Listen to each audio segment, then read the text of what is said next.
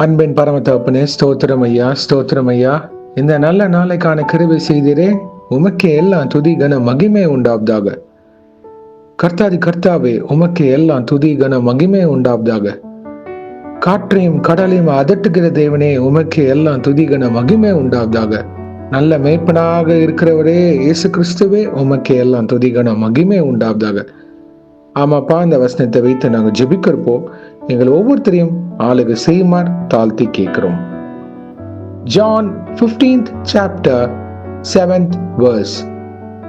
If you abide in me and my words abide in you, you will ask what you desire and it shall be done for you.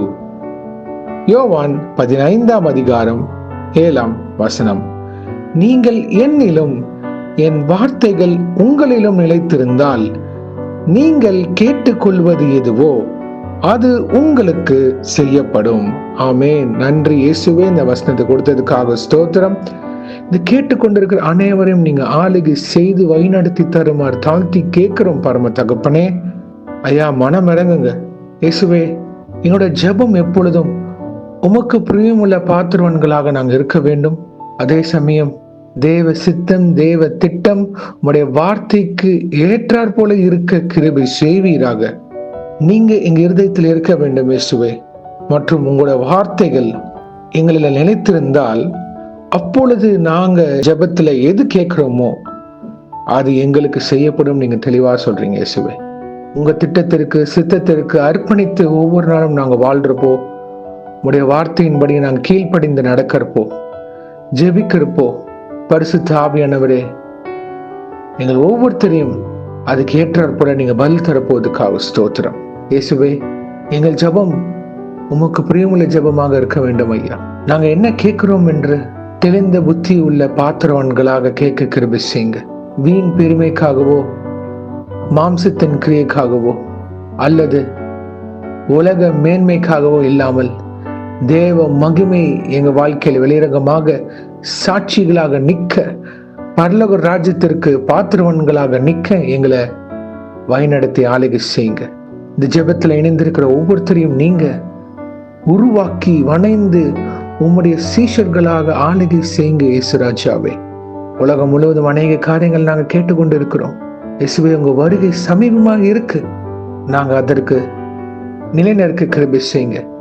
ஏதுவாக இருந்தாலும் இயேசுக்காக சாட்சிகளாக நிற்கிற பாத்திரவன்களாக எங்களை வழிநடத்துங்க.